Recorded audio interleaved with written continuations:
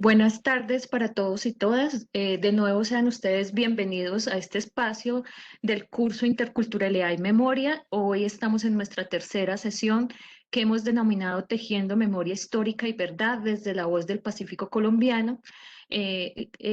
Antes de empezar, pues recordarles que nuestras sesiones son cada 15 días y nos restan después de esta otras tres.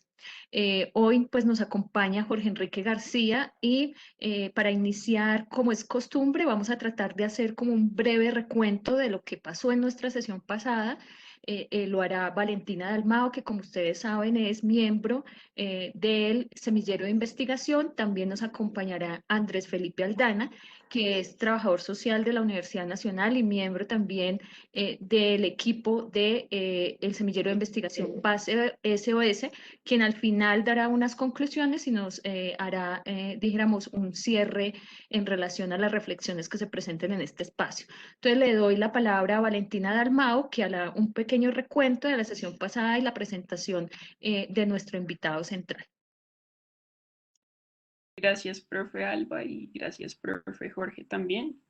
Entonces, les recordamos que en la sesión pasada, titulada El papel de la memoria genética y cultural en la dinámica e implementación de procesos de justicia, estuvo a cargo de una gran mujer que es abogada y pertenece a diferentes espacios donde ha podido interactuar y sobre todo ejercer resistencia desde las leyes para con los miembros de comunidades ancestrales, que se llama Ana Mariana Núñez.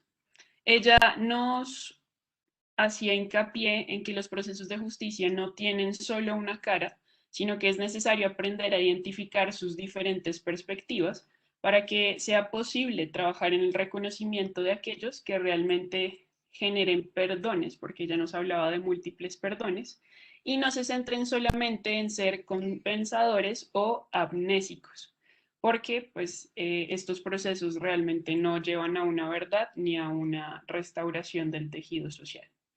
Asimismo, nos recordaba que el investigador o la investigadora debe ser capaz de hallar en la sensibilidad de encontrarse y participar con las comunidades y en las realidades que busca pues construir nuevos procesos.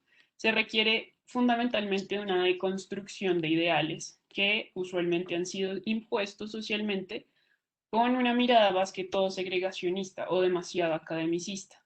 Y esto daría paso, esta deconstrucción, a procesos en los que se pueda superar el extractivismo epistemológico y realmente hubo una frase que me gustó mucho de ella y es que uno como ser académico e investigador pues tiene que llevar en el corazón y en la mente la academia, pero realmente el cambio se ejerce desde la acción.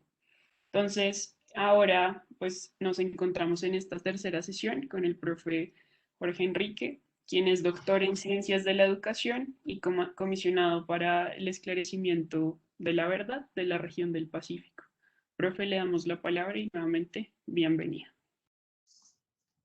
Muchas gracias a Alba Lucía Cruz por invitarme a esta conversación con ustedes. Estoy complacido de poder estar acá y de poder dialogar este ratico con el grupo que ustedes trabajan. Pues sí, yo quería hacer una presentación de pronto que sea corta.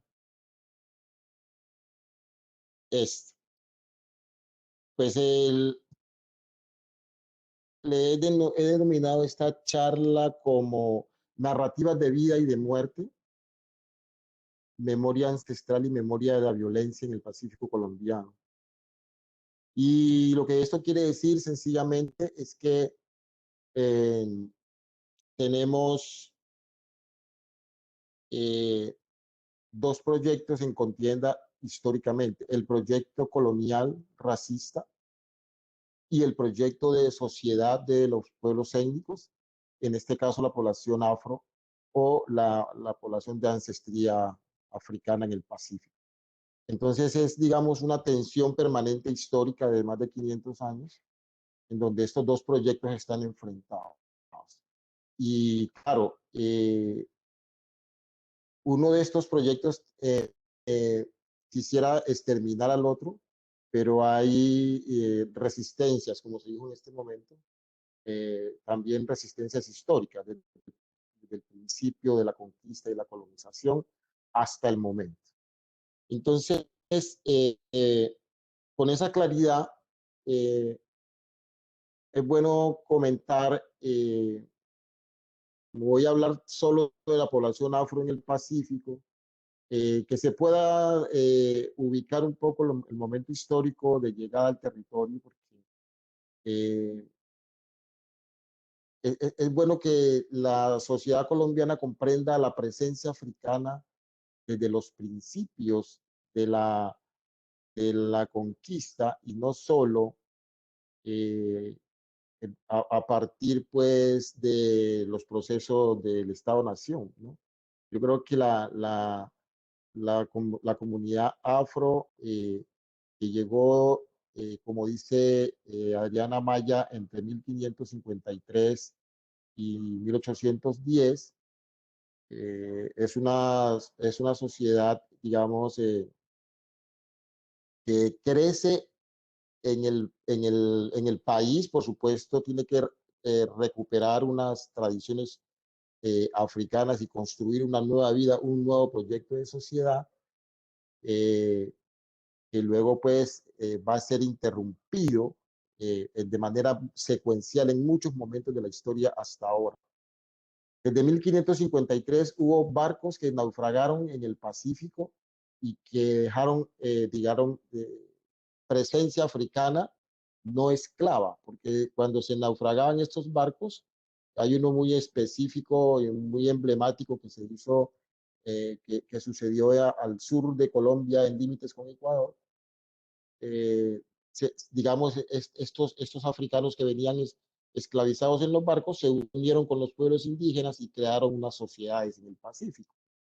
Y luego, cuando ya entran digamos, estas compañías españolas con, con los contingentes de personas para esclavizarlos y gente de todos los colores, desde 1640, también empieza la rebeldía de los africanos en lo que llamamos el cimarronaje, una rebeldía que traían desde África, ¿no?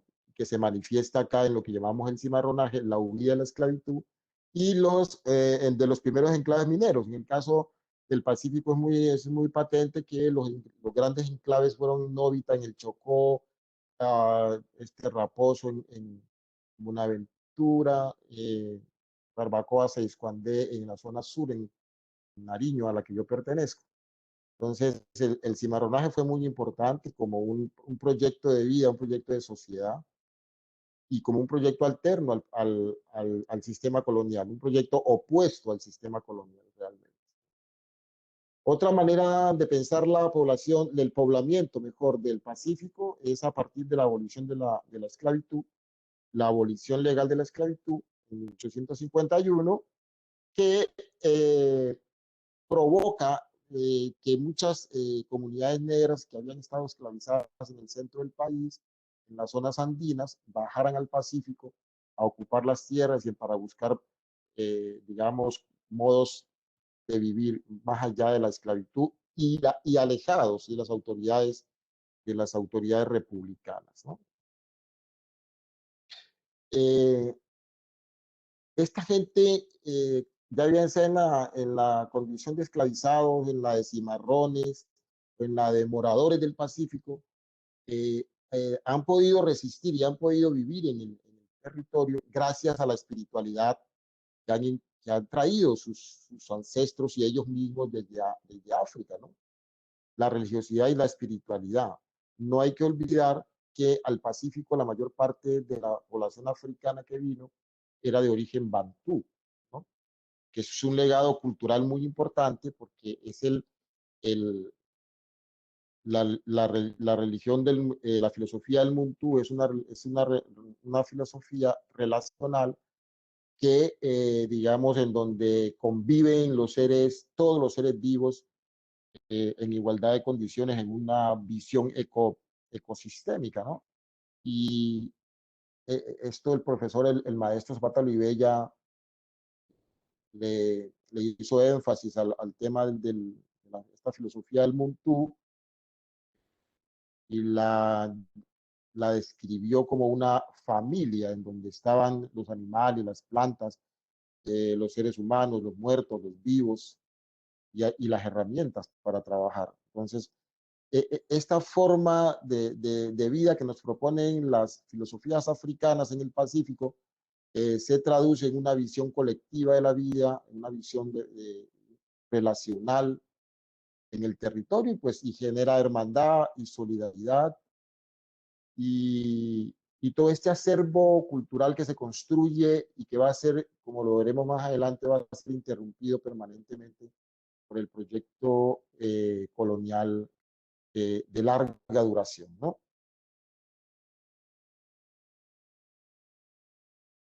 El otro aspecto que ha garantizado la vida de las comunidades afro en el Pacífico son los fuertes lazos de parentesco. En el Pacífico la familia es extensa porque toda la comunidad es familiar. No existió, pues estas cosas han cambiado, por supuesto, y lo vamos también a ver por qué. La familia extensa en el Pacífico, casi todo el litoral está poblado por troncos familiares. Están, digamos, distribuidos en subregiones, que pues, ahora se llaman administrativamente departamentos, se llaman municipios, pero esta gente se ubicó, digamos, estratégicamente por, por, por apellidos, ¿no? Son los troncos familiares a los que le llamamos familia extensa. Uno puede entender fácilmente que si alguien es de apellido Riascos en el Pacífico, es de López de Micay, o si es de apellido Quiñones, pertenece a Magui Payán en Nariño, o si es de apellido Mosquera, lo más probable es que sea en Chocó, si es Mena también. Entonces estos troncos familiares funcionaron muy bien en el Pacífico y, digamos, era una forma de organización social muy fuerte. También había el respeto por los mayores, ¿no? Ningún menor, como ahora que es tan distinta la vida en esta sociedad, ningún mayor podía, digamos, oponerse a la autoridad de los mayores en el Pacífico. Eso era un sacrilegio, ¿no? Lo digo por pura experiencia. Contar esas cosas también es contar de alguna manera la historia de mi propia vida, porque eso fue lo que yo viví también en esta región. Entonces, también tenemos allí las prácticas productivas colectivas, ¿no? Es decir, nadie iba solo al monte, siempre iban en grupo al bosque. Para la gente del Pacífico es el monte, a buscar, digamos, comestibles, animales, lo que sea, pero siempre en conjunto. Y esa manera de producir y de recolectar frutas y de recolectar moluscos o de cultivar la tierra, siempre se hizo en juntas de trabajo o en cambio de mano, que significaba que uno podía trabajar en la finca del vecino y después el vecino trabajaba en la finca de uno y así se iban, digamos, ayudando mutuamente. Era una convivencia realmente solidaria. Y estoy hablando en pasado, estoy diciendo era, porque estas cosas han cambiado rotundamente con la llegada de los actores armados y del conflicto en general, que voy a explicar un poquito más adelante. La, También, digamos, en estos tiempos contemporáneos, la comunidad afro en el Pacífico ha tenido digamos, una organización territorial basada en la ley 70, ¿no? Del 93, que crea la figura de los consejos comunitarios como autoridades de los territorios y que se entra en una dinámica, digamos, de lo que llaman algunos académicos de etnización, ¿no? Es decir, que la comunidad tiene unos derechos como pueblos étnicos que hay que eh, reclamarlos al Estado en general, la institucionalidad en general, y se va constituyendo a partir de ahí un movimiento social en el Pacífico de defensa de unos derechos étnicos que no se habían reclamado de los años 90 hacia atrás, que empiezan a ser reclamados en los 90. Y claro, en estas luchas se ha logrado tener 6 millones de hectáreas en el Pacífico tituladas colectivamente para las comunidades negras que están consagradas en la ley 70. Eso parece muy importante, es un territorio muy extenso en donde las autoridades han construido organización a partir del Consejo Comunitario, planes de manejo, reglamentos internos. Sin embargo, todo esto viene siendo interrumpido y viene siendo, digamos, desestructurado, si se quiere, a partir de hace poco realmente en el Pacífico, con la llegada de los actores armados, incluso cuando se estaba reglamentando la ley 70 y se estaban titulando los territorios colectivos, aparecieron con mucha fuerza los actores armados que ya venían en el territorio, pero digamos con poca fuerza, y es cuando la gente va a titular sus tierras a partir de lo que dice la ley 70, es cuando empieza, digamos, con mayor fuerza la violencia en el territorio. Y bueno, eso hace pensar que hay una coincidencia, ¿no? Nefasta, por supuesto, en estos temas de el derecho a la tierra de las poblaciones afro en el Pacífico y, y, y la coincidencia perfecta con la violencia que se deriva de eso después, ¿no?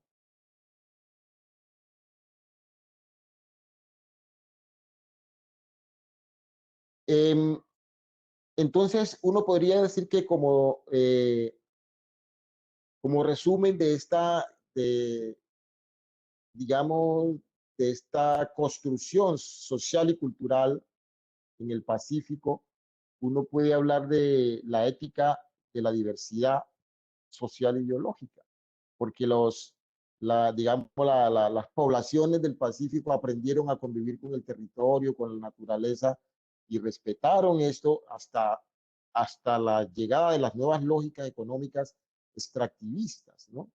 Entonces, esa ética de la diversidad se mantiene, pero también ha sido interpelada por las nuevas economías, estas economías, digamos, que arrastran todo, ¿no? Y que no pretenden dejar, pues nada, tierra arrasada completamente. Pero también uno puede concluir que esta construcción social y cultural en el Pacífico ha tenido siempre la libertad y la autonomía como un proyecto, ¿no? Es el proyecto de la gente afro eh, desde hace 500 años. La libertad y la autonomía siguen siendo muy vigentes en el territorio, siempre pensando en tener la capacidad de tomar las decisiones en, en sus comarcas, en sus entornos, sin la presencia ni siquiera del Estado. Porque hasta finales del siglo XIX las comunidades afro vivían en una, no completa quizás, pero una relativa autonomía que pues, estaban alejadas de las instituciones. Y justamente pues es muy fácil comprender esto cuando venían de toda la época de la esclavización, pues lo que tenían, el anhelo de ellos era vivir en libertad. Y por eso el Pacífico era, digamos, el territorio más indicado, ¿no? Lejos de las autoridades institucionales, ¿no? Y bueno, en esa búsqueda de libertad y de autonomía, pues nace esa hermandad y esa familiaridad entre la gente, entre los cimarrones y los libertos y los que llegaron de la zona andina al territorio del Pacífico. Esta construcción social y cultural también tiene un gran dominio espiritual. Es decir, en el Pacífico hay una religiosidad y una espiritualidad propia, que tiene elementos de África, sí, y que tiene elementos católicos, sí, pero en el fondo es una construcción propia de las comunidades afro en el Pacífico, el chigualo, el bueno, todos estos rituales que se en Gualí en el Chocó, Chigualo en el sur, el alabao, ¿no? Que es compartido entre el Pacífico Norte y el Pacífico Sur. Estas son cosas muy propias del Pacífico realmente, que nacen pues a partir de la memoria histórica de sus orígenes africanos y el encuentro con estas religiones occidentales, ¿no? La economía propia. Siempre hubo una economía de subsistencia muy presentista. Nadie pensó en enriquecerse, nadie pensó en ser acumulador de capital, destruir la naturaleza para ser rico. Nadie pensó eso. Esto llega al territorio a partir de las leyes de colonización y la avalancha industrial que llega con permiso pues y con anuencia del Estado. Pero la mentalidad de estos pueblos, esa territorialidad de la que siempre hablamos, que es las creencias, la relación con la naturaleza espiritual, eso en la mentalidad de estos pueblos nunca hubo el interés de enriquecerse, el capital económico. Y quiero mostrar rápidamente fotos, solamente fotos del, del Pacífico como pueblos de manglar. La mayoría del Pacífico está, el litoral por lo menos son pueblos que están asentados en manglares o en guandales, ¿no? Son bosques de madera gigantescas que también han sido pues invadidas por los grandes inversionistas, pero al fin y al cabo la resistencia de la gente aún mantiene a estos pueblitos que se crearon cuando los hombres y las mujeres salían a recolectar, a recoger moluscos y a tumbar el mangle para hacer las casas, todavía resisten en estos territorios, ¿no? Y estos pueblos del manglar viven justamente las especies del manglar, que hay allí entre los árboles y las aguas bajas que llegan ahí al manglar, ¿no?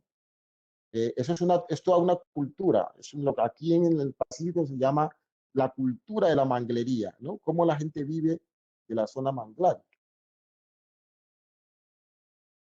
Estas son producciones artísticas en el Pacífico que están siendo hoy, digamos, también casi que eliminadas de la escena productiva porque la escasez de los materiales está asociada con la explotación maderable, está asociada con la implantación de palma de aceite en el sur, está asociada con las fumigaciones aéreas y estas especies ya no se consiguen para producir estas producciones artísticas.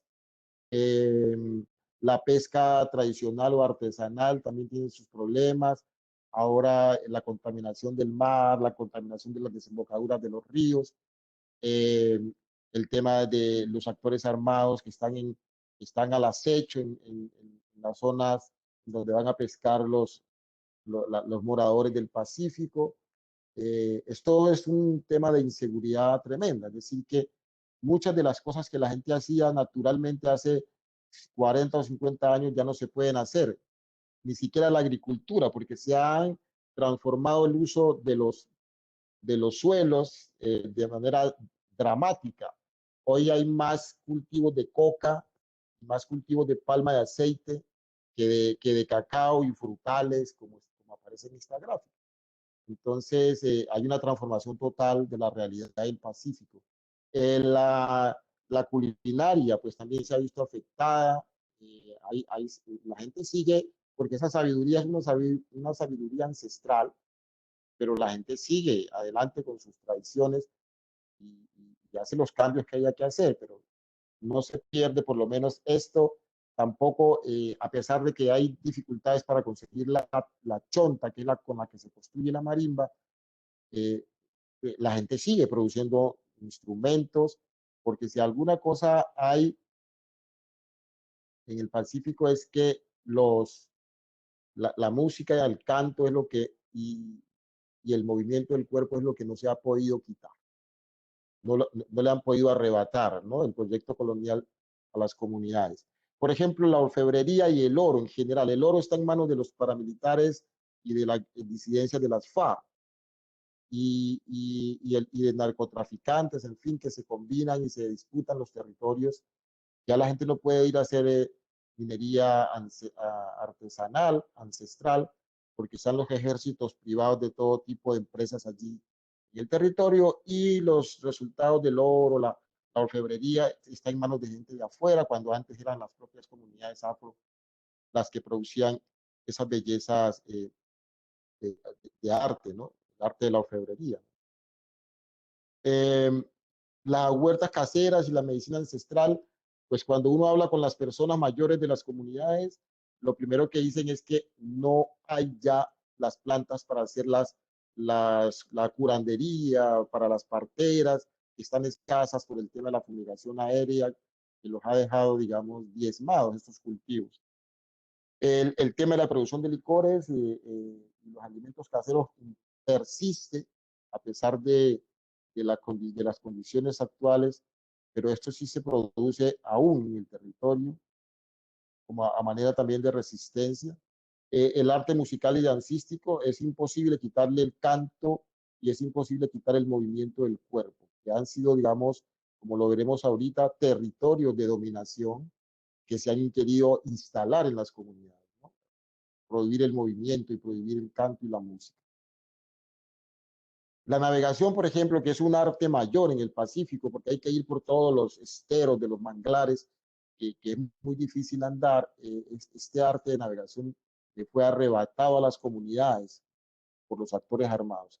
Ahora los que conocen, navegan y transportan a la gente son otro tipo de empresas que no tienen que ver con las comunidades como lo hacían antes. El manejo forestal. Este manejo forestal, la gente del Pacífico usaba digamos, no explotaba, sino que tomaba del bosque la madera para la construcción de sus casas. Y luego, cuando entraron en los años 60, los grandes industriales transformaron un poco la mentalidad de los moradores del Pacífico hacia la explotación irracional de los bosques y los obligaban a traer la madera en grandes balsadas o chorizos, como se llama acá en el Pacífico, digamos, por una remesa, ¿no? A cambio de una remesa, por un costal de comida, pueden traer cualquier cantidad de maderas. Es decir, esa fue, en mi manera de ver, una muestra muy fehaciente de la reproducción del modelo colonial y una reesclavización de la gente del Pacífico. La explotación maderera se prestó para la reproducción de la esclavización. Y aún sigue siendo así, ¿no? Entonces tenemos aquí los cantos y las espiritualidades del Pacífico, que es lo que, repito, no han podido quitarle a la gente de la región, y aquí es donde está la mayor resistencia, ¿no? Aquí han salido cantidad de organizaciones, de cantadoras, de sanadoras en el marco del conflicto armado, que han, digamos, ayudado, han hecho que las gentes que sean víctimas del conflicto armado puedan hacer catarsis y puedan volver a sus tradiciones y a sus raíces espirituales. Y tampoco la poesía, ni el pensamiento propio, ni la tradición oral las han podido extirpar. Esto hace parte, digamos, del acervo cultural, de la batería, digamos, de elementos de resistencia que tienen las comunidades en el Pacífico, ¿no? La poética, el pensamiento propio. Ahora bien, el Pacífico es una región de conquistas y de reconquistas permanentemente, ¿no? Estamos hablando del proyecto colonial como la contraparte del proyecto de sociedad del Pacífico Afro. El proyecto colonial no terminó cuando empezó la República. Lo que hizo fue prolongarse en el tiempo y hoy llamamos colonialismo de larga duración, porque digamos, las estrategias, los elementos, las instituciones son iguales o muy parecidas, ¿no? En la República, por ejemplo, se continuó la esclavitud cuando ya se supone que había terminado el sistema colonial, le habíamos pasado a una nación y sin embargo se mantuvo la esclavización, lo que quiere decir que el interés por terminar la institución colonial no era parte del proyecto de quienes organizaron el Estado-Nación colombiano, ¿no?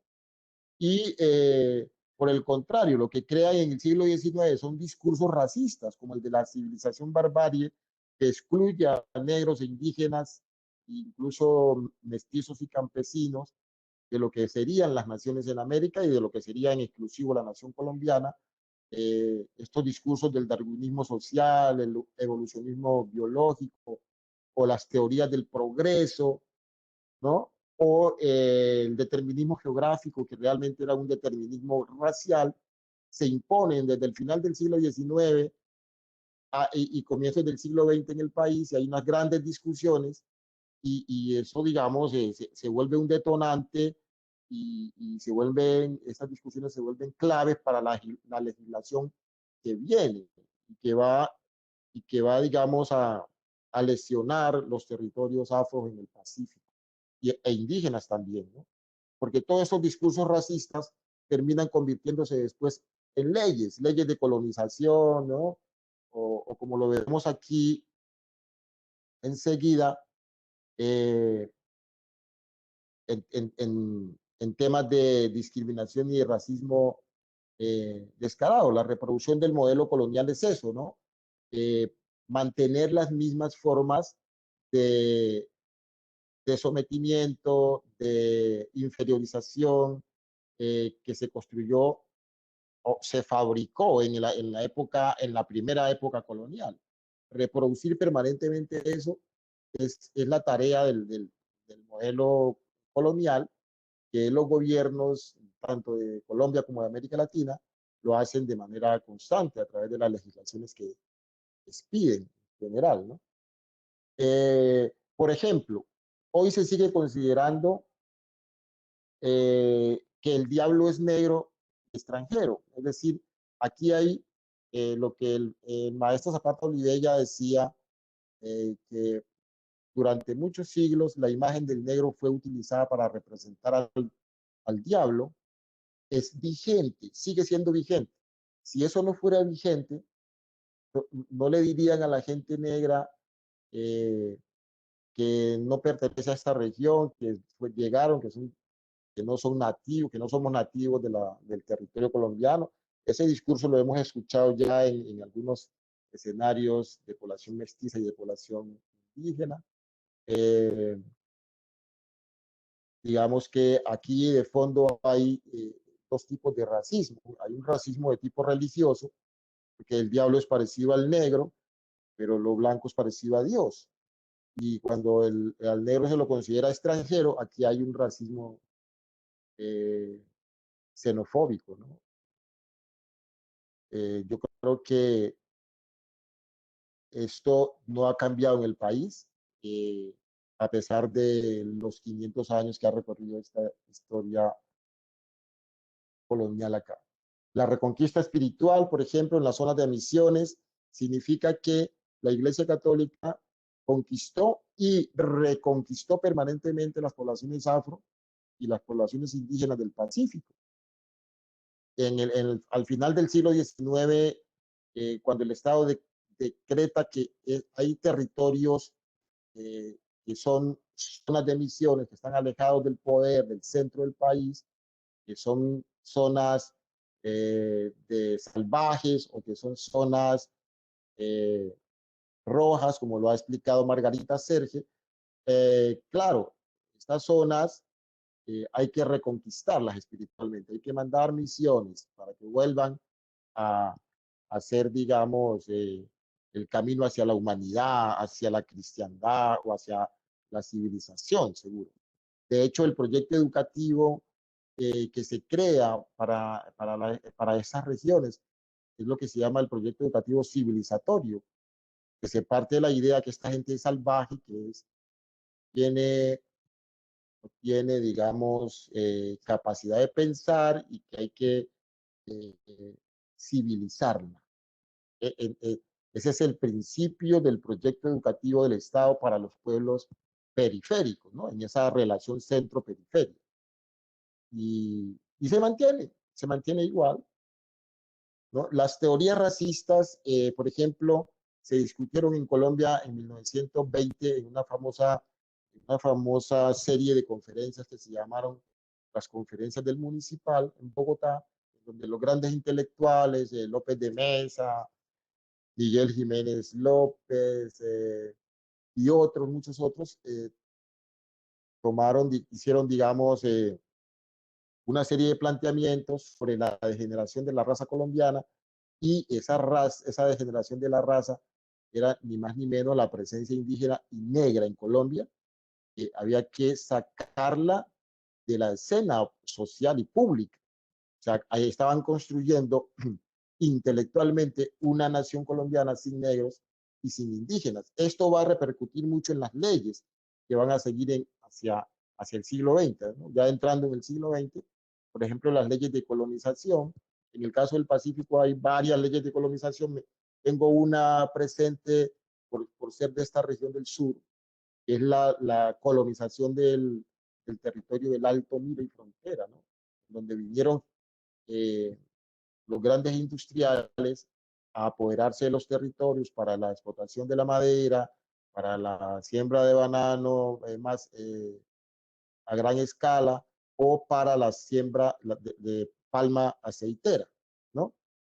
Entonces, esas leyes de colonización, en mi manera de ver, son también una reproducción del modelo racista colonial. Y cuando llegan los actores armados, ¿qué hacen los actores armados en el territorio? Pues reproducen el modelo, sencillamente actúan con las comunidades afro y con las comunidades indígenas como lo indica el país racista, como lo indica esa lo que yo he llamado ese sentido común racista internalizado que tiene la sociedad colombiana, pues lo aplican en el territorio. Los actores armados reproducen el racismo de Estado y, y digamos que le dan un tratamiento a la gente como si fueran animales, es decir, los crímenes, las masacres que se han cometido en el Pacífico, tanto en Buenaventura como en el Chocó, como en el sur, realmente no tienen explicación porque no se han presentado en otros lugares del país. Entonces, se ha ensañado mucho con estos pueblos. Entonces, la reproducción del modelo colonial pues tiene, como decía hace un rato, algunos dominios, algunos territorios de dominación. Por ejemplo, la lengua, ¿no? Se prohíbe el discurso político de las poblaciones afro y de las indígenas. Entonces, igual que al principio que no les dejaban hablar sus propias lenguas, sus lenguas nativas, hoy es igual. Hoy se le prohíbe hablar de lo que siente, de lo que piensa. El cuerpo es otro territorio de dominación, ¿no? Querer controlar el movimiento del cuerpo de la gente, de dónde se mueve y cómo se mueve, qué es lo que hace, en fin, cosa que, como repito, o lo decía hace un rato, no lo han podido, no han podido con esta parte, porque si alguna cosa se ha preservado desde las comunidades afro, es el movimiento del cuerpo y la espiritualidad. Entonces, igual, en este territorio de dominación que es la religión, desde el principio en África, que les prohíben sus religiones propias, aquí, en este instante, en 2021, en el Pacífico, se prohíben las prácticas religiosas y espirituales que se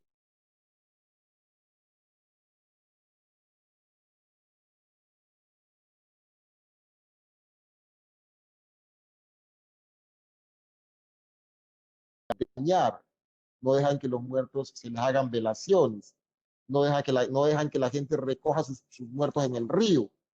Entonces, son muchos elementos que están sucediendo y que están reproduciendo ese modelo colonial en el Pacífico, ¿no? Hay un exotismo, por supuesto, una infantilización de la gente, la consideración de que no son mayores de edad, que se comportan como niños, ¿no? Esto está en el discurso de Laureano Gómez de 1928 y sigue siendo muy vigente entre los, digamos, intelectuales que llegaron, que hablaron desde primeras décadas del siglo XX y que se ha reproducido hasta ahora con la llegada de los actores armados. Los actores armados en el Pacífico también creen que la gente es capaz de pensar y que son unos tontos, lascivos y en fin, lo que han reproducido más eh, pensadores latinoamericanos y colombianos hasta el tope, ¿no? Y que han sido, digamos, influencia para los académicos de hoy. Y pues todo eso de la inferiorización y la fabricación de estas sociedades como sociedades, eh, digamos, irracionales o prerracionales, es a lo que se está llamando subalternización de estos pueblos. Y el racismo, entonces, finalmente, este racismo colonial se construye en el Estado como racismo estructural, ya es parte directamente del Estado, ¿no? El Estado es el que primero violenta las sociedades a partir de las leyes, tanto las leyes de colonización como las leyes agrarias, como las leyes portuarias, y en fin, respaldar los enclaves mineros y respaldar a las multinacionales, las concesiones madereras. Es el Estado el que ha agredido primero a las comunidades antes de los actores armados. Esos actores armados llegaron hace 30 años al territorio, mientras que el Estado está imponiendo normas, imponiendo órdenes raciales y órdenes sociales desde hace 500 años y con más fuerza en el siglo XX. Por ejemplo, esta ley segunda del 59 es la que abre las puertas para que los industriales, los inversionistas, entren al Pacífico a la explotación indiscriminada de todos los que llaman ellos recursos, que no son conceptos de las comunidades del Pacífico, pero al fin para el Estado y para Occidente, lo que hay en el Pacífico no son más que recursos. Entonces, esa ley segunda es la apertura del conflicto, para mí, del conflicto armado en el Pacífico. Porque la ley segunda lo que dice es las tierras del Pacífico, igual que la Amazonía y otras regiones del país, son reserva forestal de la nación y sencillamente hay unos desprendimientos, ¿no? Unas sustracciones que se las entregan a los industriales. Los que están en el territorio no existen porque las tierras son baldías. El Estado no reconoce la presencia de los pueblos en esos territorios. Y entonces entran los industriales y arrasan con todo, ¿no? Esa es una ley racista, por supuesto, y es una ley, digamos, es una de las estrategias del Estado, la normatividad. La imposición de la economía industrial, el extractivismo y las economías de enclave. Buenaventura, el puerto sin comunidad, como ha dicho el Centro Nacional de Memoria, lo que importa es el gran puerto mercantil, pero la gente que está en el pueblo no interesa al Estado. El extractivismo del oro en el Chocó, en la costa caucana, en Barbacoas, en toda la del triángulo del Telenví, acá en Nariño, no le interesa al Estado. Acá se disputan estas tierras, todos los actores armados posibles, es decir, todos los actores armados que se pueda imaginar el país están acá concentrados en la minería ilegal y en el tráfico de coca, ¿no? ¿Qué produce todo eso? Despojo y desplazamiento de las comunidades. Ahora bien, el desplazamiento es un concepto eufemístico que no explica mucho, pero es así como aparece en los documentos oficiales y en los discursos y en el discurso académico. El desplazamiento es un concepto eufemístico porque no dice lo que hay detrás de eso. Y detrás de la palabra desplazamiento lo que hay es masacres, violaciones sexuales, digamos, a escala mayor en esos territorios, desapariciones forzadas, despojo de las tierras, ¿no? Todas esas cosas son las que están detrás del concepto de desplazamiento, pero pues este es como el concepto de impacto desproporcionado, que tampoco dice nada, porque no nombra las verdaderas acciones violentas, no nombra la tragedia de verdad. Y la idea es no nombrarlas, la idea es conjurarlas, la idea es desaparecer la tragedia con una frase, una palabra eufemística. Y estas violencias de Estado y las otras violencias existen acá en el Pacífico, realmente son violencias de exterminio, no son cualquier tipo de violencia. La idea es exterminar las poblaciones. Esto está dicho por muchos líderes sociales, comunidades que hemos entrevistado también. Son violencias para sacar la gente del territorio y que el territorio pueda servir a otros intereses, ¿no? Violencias contra el territorio, las fumigaciones aéreas, los derrames de crudo, en fin, ¿no? La siembra de la palma y de la coca son atentados contra el territorio, son monocultivos, donde han tumbado miles de hectáreas de bosque para sembrar estas cosas. Están las violencias etnocidas, ¿no? La idea de sacar a los pueblos étnicos, de digamos, atentar contra sus prácticas culturales, contra su vida colectiva. Son etnocidas esas violencias. Y también hay violencias epistemicidas en el sentido en que se están exterminando a los pensadores, a los líderes sociales, a los mayores, a las autoridades étnicas, son los que están muriendo, como están muriendo en el Pacífico, también están muriendo en los valles interandinos y en otras regiones del país. Hay unas violencias epistemicidas en general en el país, pero muy fuertes en el Pacífico, ¿no? Que son muy constantes y que de esas pocos se conoce digamos, en el centro del país. Y ya voy a terminar, pero existen unas cifras, aquí yo intenté poner aquí unas cifras al azar, sacadas del sistema del SNARI, el Registro Nacional de Información, para mostrar, por ejemplo, solamente en tres hechos victimizantes, que son desplazamiento, homicidios y atentados terroristas, cuál es el tamaño de la tragedia del Pacífico, ¿no? Uno puede ver aquí que más de 1.000.000 de personas se ha tenido que desplazar en el Pacífico. En una sociedad que tiene solo 1.500.000 habitantes, más de 1.000.000 ha tenido que desplazarse en algún momento en esos 30 años. Algunos han retornado y otros no han podido retornar a la región. Y aquí están discriminados por regiones: Chocó, Buenaventura, Costa Caucana, Tumaco y la costa de Nariño. Y el tema de los homicidios. Tener aquí más de 40.000 homicidios, eso son cifras aberrantes y aterradoras en un país y en un gobierno que es indolente frente a estas cosas, ¿no? Y lo mismo con los atentados terroristas que se han desarrollado en el territorio.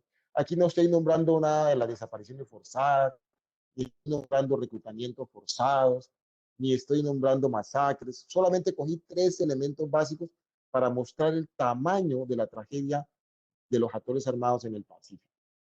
Y esto es lo que yo veo que se puede tomar como los últimos coletazos de la reproducción del modelo colonial. Sin embargo, y finalmente, también hay resistencias y hay suficiencias en el Pacífico, ¿no? A pesar de toda esa tragedia histórica, la gente lo que hace permanentemente es organizarse, ¿no? Grupos, por ejemplo, el conflicto ha generado mucha organización de mujeres, mucha organización de víctimas del conflicto, y hay mucha organización cultural, ¿no? Artística, en fin, que están haciendo sanación espiritual con los rituales, el canto, que ha sido muy poderoso en este conflicto, para enfrentar este conflicto. También hay iniciativas de educación propia o educación cimarrona desde las comunidades, de los consejos comunitarios, en articulación con las escuelas. Están las iniciativas de paz que se han hecho desde la relación entre las pastorales sociales y las comunidades afro. Hay una abundante literatura donde se hace resistencia a, a toda esta situación vivida. Entonces, esta es una comunidad resistente, repito, y reexistente, como dice el profesor Albán. Ahora bien, concluyo. Este es el proyecto de la sociedad, de la comunidad afro del Pacífico, enfrentado al proyecto de recolonización y de reproducción del modelo colonial racista. Dejo hasta ahí para que podamos conversar. Muchas gracias. Maestro, pues muchísimas gracias. Pues de nuevo reitero que siempre para mí es un gusto escucharlo. Creo que usted sitúa muy bien el tema del conflicto armado en toda esta zona, no solamente como algo que está temporalizado, como lo dice la ley 1448 a partir del 85, sino que recoge todas unas trayectorias de discriminación y de exclusión social de los pueblos afro en Colombia. Pero también de los mecanismos de cómo esa exclusión y esa discriminación se operan para hacer esto, dijéramos, unas políticas de Estado que desconocen las dinámicas propias de los territorios. Nos han llegado varias preguntas. Voy a tratar como de acumular algunas de ellas para que usted pueda compartir con nosotros como sus reflexiones en torno a esto. Primero que todo, pues muchas gracias a quienes nos han escrito a través de las redes sociales del semillero y quienes en el chat de este webinar han compartido sus preguntas. Voy a primero como a focalizar unas que nos llegaron a través de las redes sociales y después pasaremos a estas que están puestas en el chat. Por nuestras redes nos preguntan por el lugar que tiene la etnoeducación en todos estos procesos.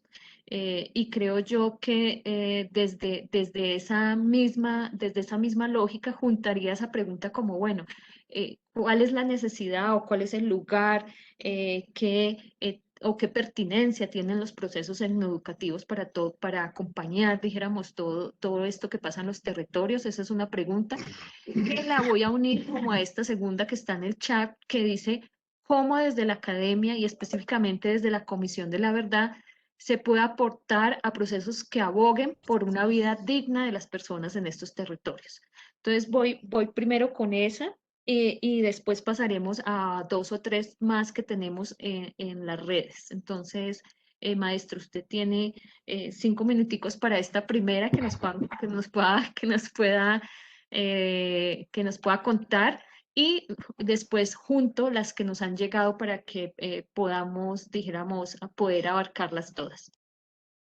Gracias, Alba. Pues hablar de la educación para mí es una cosa bastante extensa porque mi vida ha sido una vida de educador y lo que he dedicado la vida a trabajar con los maestros sobre estos temas a partir de estos principios de vida de las comunidades afro en el Pacífico principalmente. Y claro que tiene mucha relación digamos, en términos de resistencia, de construcción de una mirada crítica sobre el conflicto y sobre la presencia del Estado en los territorios. Entonces, lo que hace la educación en el contexto del Pacífico, en el contexto de las comunidades negras, es, digamos, una construcción o una mirada crítica de la realidad.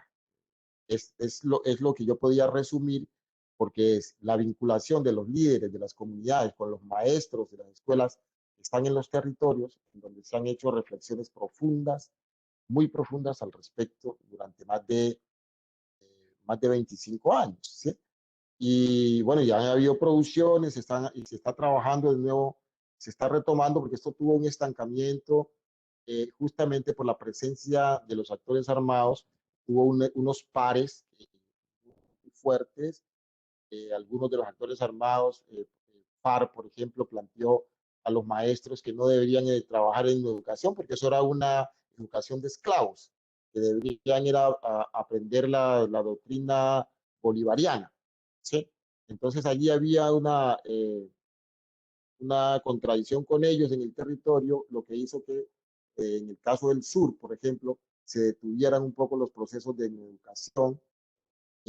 Ahora estamos nombrando o queremos renombrar la educación, en tanto que es como una cosa más fuerte, ¿no? Como la afroeducación, como la educación cimarrona o educación palenquera, con conceptos con mayor poder político, si se quiere, ¿no? Entonces estamos en esa tarea de yo digo que de renombrar estos procesos. Y si la comisión, ¿qué puede hacer la comisión? La tarea de la Comisión de la Verdad es escuchar todas las voces en el país y en las regiones que tienen que decir algo sobre el conflicto, porque la comisión lo que hace es un estudio sobre el conflicto armado que, digamos, no repara, no resuelve los problemas, sino que los estudia para que el país pueda entender lo que sucedió en estos últimos 60 años. Pero son diálogos con las comunidades, esclarecer hechos puntuales. No se pueden esclarecer todos los hechos porque es imposible. Se esclarecen hechos emblemáticos, tal vez probatorios, de este proceso y se escuchan a las comunidades para construir un informe para todo el país, pero no puede ir más allá de la comisión. Hay un concepto dentro de la comisión que es el de no repetición, que sería, digamos, las recomendaciones que hacen las comunidades sobre qué debe suceder en el país, en la institucionalidad y en la sociedad en general para que no se repita el conflicto. Pero bueno, esto está de manera prospectiva, está en forma de proyecto de nación que no se ha definido todavía. Hay muchas recomendaciones. Maestro, hay otras dos que tienen que ver con, que también un poco tienen que ver con si usted considera que este proyecto que ha tenido históricamente esa intención de civilizar al diferente, en este caso a las poblaciones afro, afecta de cierta forma la mirada que nosotros tenemos de las poblaciones afro en la ciudad y de qué forma las afecta. Esta pregunta nos la hacen a través del chat del semillero. Y la otra, si considera que hay una violencia acerca del conocimiento afro y el conocimiento indígena y cómo podríamos reducir desde la academia o tratar de reducir o aportar a que se reduzca esas violencias epistémicas hacia las poblaciones afro. Sí, no, muy difícil, muy complicado, porque justamente, digamos, lo que están haciendo los líderes es la defensa de las epistemologías propias, la forma, digamos, de comprender la naturaleza de los conocimientos propios. En el Pacífico hay muchas epistemologías. Así no lo crean los que están en el nivel o que se mueven en el escenario de la epistemología occidental. En el Pacífico hay muchísimas formas de construir conocimiento que están siendo, digamos, violentadas, estas formas de conocimiento, no solo de los actores armados, no solo desde la presencia de los actores armados, sino desde antes. El propio Estado, con la estandarización, la imposición de un modelo educativo que le obliga a la sociedad del Pacífico a, a pensarse otro mundo distinto, a pensarse una realidad que no le corresponde, para salir, para que salga del territorio y le evita y le prohíbe tal vez eh, el, el, la inmersión en su propia cultura, Entonces, claro que es violencia. Eso es violencia de Estado, ¿no? Y de las mayores violencias, porque es la violencia epistémica, ¿no? La que no reconoce que ahí hay un pensamiento que también tiene que contribuir a la nación colombiana. Es un sistema de pensamiento que el sistema colombiano no lo asume. No, no hay universidades en Colombia con programas que hablen del pensamiento afro ni del pensamiento indígena. Estamos centrados en la matriz eurocéntrica del conocimiento. Y por mucho que se ha discutido por más de 30 años esta situación de injusticia, ¿no? Eso no se ha resuelto. Es decir, el Estado es inamovible en la manera como ha construido el proyecto educativo. Es un proyecto que intenta una nación monocultural, ¿no? Hegemónica.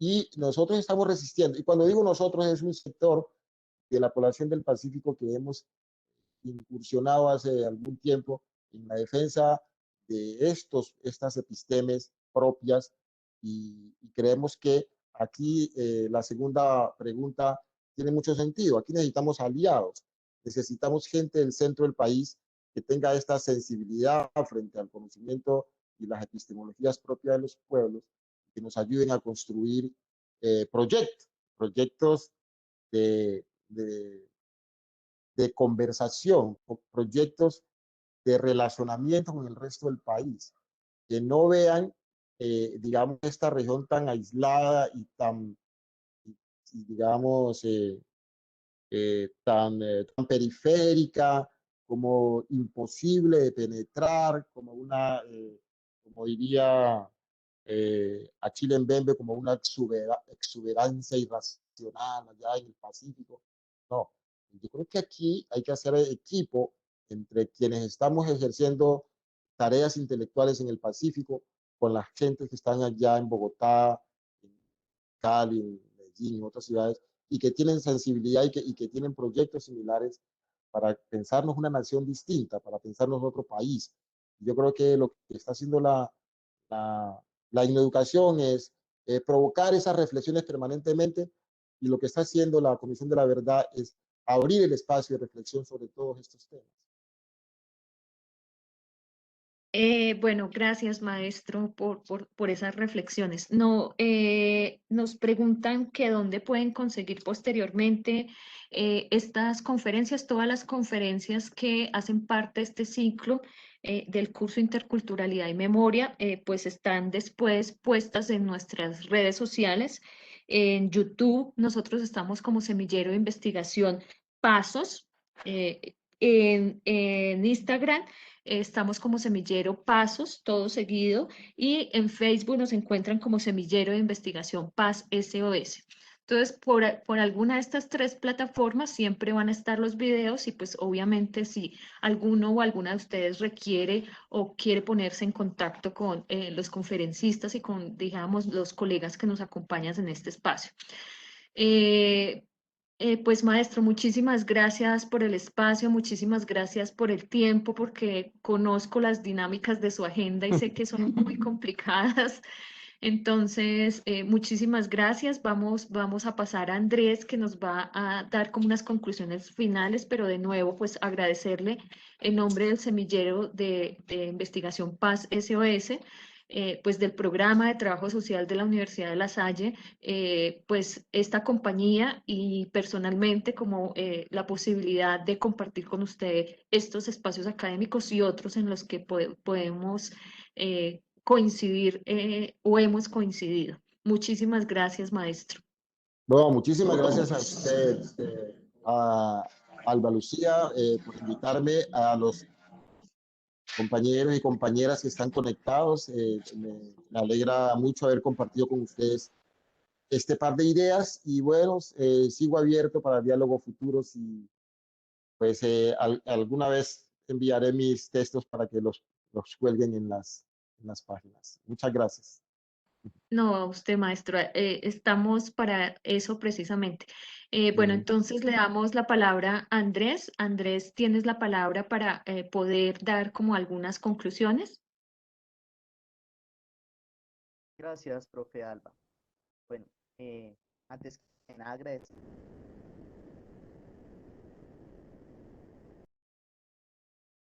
a, a Jorge García, a eso pues presencia de esa formación de construcción que está haciendo nosotros los y las trabajadoras sociales presentes en este espacio. Agradecerle a usted compartir estas experiencias y pues estas discusiones tan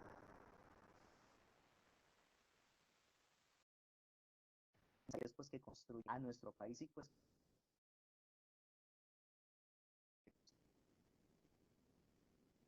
lo que alrededor de las conclusiones que encontramos sobre las charlas que ha arrojado Jorge Enlis 5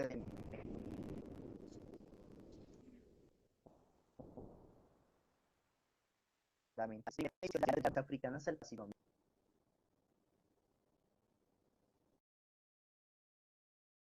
Estoy en conferencia. Africanas sobre las cuales la política que viene de los mismos procesos de la Estoy en conquista que conferencia. está anclado al cimarronaje y a los diferentes escenarios de resistencia que históricamente se han construido en el Pacífico colombiano y que han construido las comunidades africanas y las comunidades indígenas habitantes.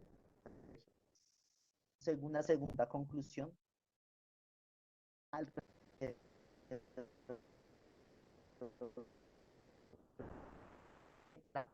Pacífico colombiano que ha sido de la reproducción de un modelo racista colonial, un racismo estructural que hay más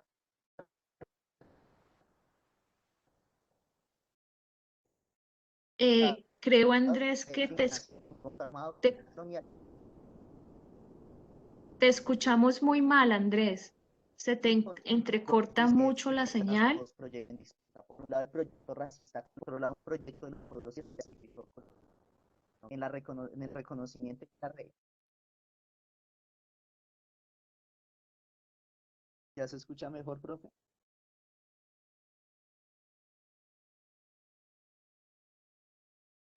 Un poquito, dale, Andrés, no te preocupes. Profe, ¿se escucha mejor?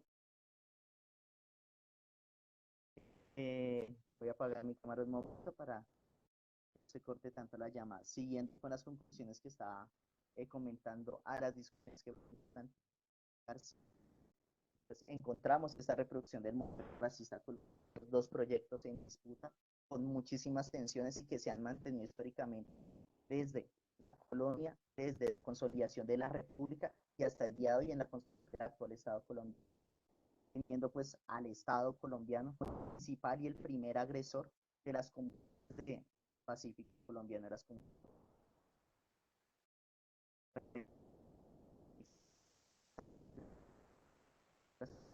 y elementos de un racismo estructural que a la luz de los últimos escenarios o momentos de la historia del Pacífico colombiano de Colombia pues ha generado unos escenarios de discriminación también incluyéndole allí la lógica del conflicto armado que ha tenido sus antes la imposición de violencias de exterminio, violencias contra el territorio, violencias etnicidas y violencias epistemicidas que han generado a su vez la imposición de diferentes escenarios de racismo o expresiones del racismo, del colonialismo, a partir también de la imposición de una economía integral del extractivismo y de las economías de enclave en el Pacífico colombiano, motivadas más que todo desde la década de los 60. Elementos sobre los cuales pues se radica la actual situación de crisis humanitaria en el Pacífico colombiano, que se traducen a los últimos coletazos del colonialismo, donde Jorge García, el maestro Jorge García, nos aproximaba algunas cifras y algunas aproximaciones a las vivencias y experiencias propias del conflicto armado y social que se han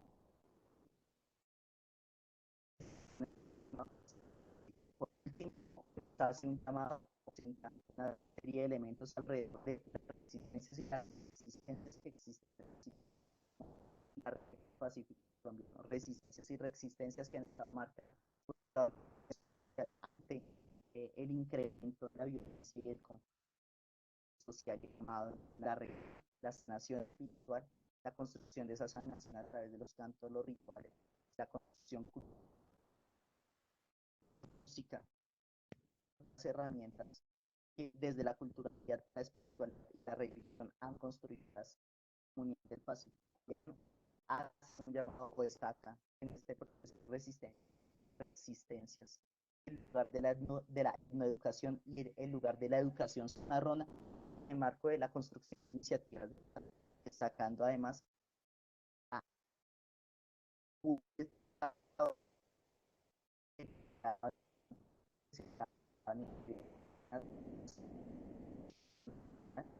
especialmente en la construcción cultural, social del Pacífico. Ya por último, las destacan tres fundamentales. Primero, el papel de la Comisión de la Verdad, la construcción de la identidad, desde el enfoque étnico, desde este proyecto y la discusión de estos dos proyectos en disputa.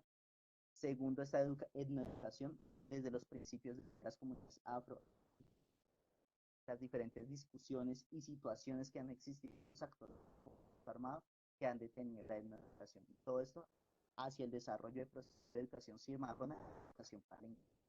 Por último, llamado a reconocimiento de las diferentes epistemologías que se han construido armado y que han sido violentadas tanto por los actores del conflicto armado, pero a su vez por parte del Estado, a partir de la estandarización e imposición de un educativo que no está pensado desde su realidad y su control.